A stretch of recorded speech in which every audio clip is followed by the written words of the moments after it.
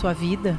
Olha, eu tenho. Eu lembro que antes de eu nascer, a minha mãe, ela era católica, praticante, mas ela vivia uma vida secular. Ela ia pra missa, ela, assim, fiel na prática, no domingo, mas no dia a dia, ela não vivia uma vida que realmente honrava o Senhor. E o meu pai, ele conhecia Jesus, já tinha sido batizado, já tinha tomado Santa Ceia, enfim, ele era da Assembleia de Deus antes de ir para os Estados Unidos.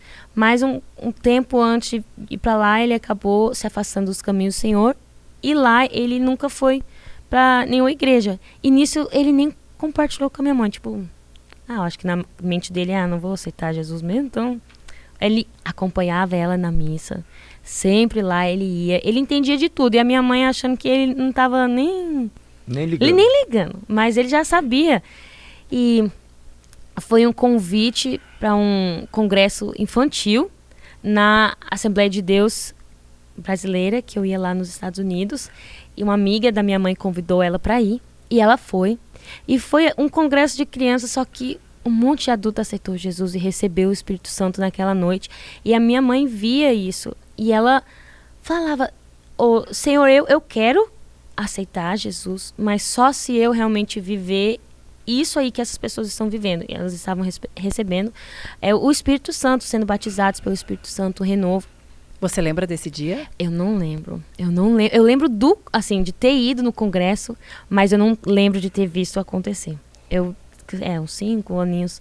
Mas ela aceitou Jesus. Realmente Deus visitou ela naquele dia. E ela aceitou Jesus e ficou insistindo pro meu pai ir pra igreja, voltar para os caminhos do Senhor. E um detalhe, o pastor da igreja, a minha mãe tinha uma amiga que chegou a falecer, e nos últimos dias de vida ela batalhou contra o câncer. E a minha mãe na época traduzia por ela no hospital, porque ela não falava inglês, então a minha mãe acompanhou toda essa trajetória dela com os médicos.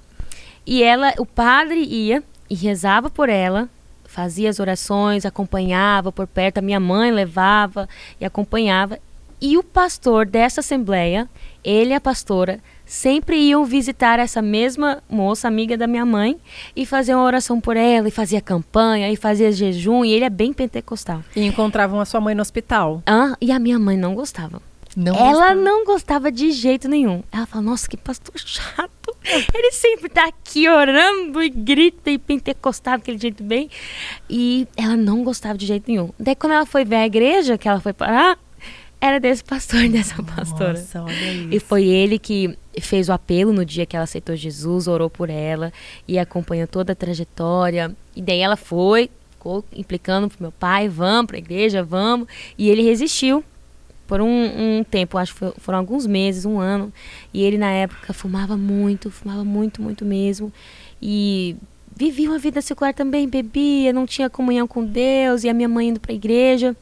Isso você se recorda ou são relatos? Sim, há alguns momentos. Ele nunca foi uma pessoa ruim, sempre um bom pai. Mas ele era viciado no cigarro. Você lembra disso? Isso claramente. eu lembro. E geralmente a pessoa acha que, como ela não faz mal nenhum pra família e tal, esses vícios não vão atrapalhar a vida dele nem dentro de casa, né? Mas ele diz que algumas coisas que mais, assim, levaram ele a parar. Porque ele também, quando parou, foi da noite pro dia. Tipo, ele decidiu e parou. E nunca mais não teve nenhuma sequela na saúde.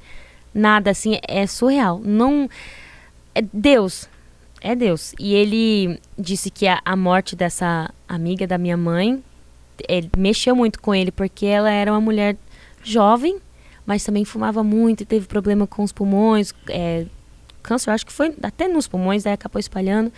E ele viu a minha mãe indo para a igreja e levando as coisas do Senhor a sério, com esse pastor que ela tanto falava que não gostava. E eu pequena também, isso não fazia bem para a saúde, nem minha, nem do meu irmão. E ele disse que ele sentiu algo, com certeza o Espírito Santo convencendo ele. Com certeza. E ele parou, e daí logo mais ele começou a ir para a igreja, voltou aos caminhos do Senhor, e hoje estamos firme e forte. E os dois servem na igreja, toda a família. E o Mas seu irmão? uma história... Ele também. Nossa, Jesus transformou a história dele. Ele sempre foi o baby, assim, da família. Ele tem 18 anos, mas parece que tem uns 22. mas é um baby por dentro. Aquele irmão mais novo, né? E ele encontrou Jesus. Jesus encontrou ele, transformou a vida dele. Ele tinha uns 12 anos. Ele ia pra igreja, mas bem mais criança, assim, ia pra ficar brincando com os amigos. Não sentava pra prestar atenção no culto, só queria curtir.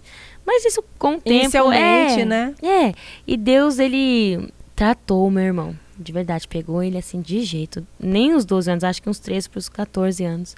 E pegou aquele menino e transformou a vida dele. E hoje ele tem assim uma percepção completamente diferente do que é o evangelho, o relacionamento dele com o Senhor. Ele é muito excelente e com as coisas de Deus. Nossa, como demais. que ele tratou o seu irmão? Aconteceu alguma coisa ou realmente foi uma transformação que aconteceu dentro da igreja? Eu acho que foi mais assim, uma coisa interna mesmo.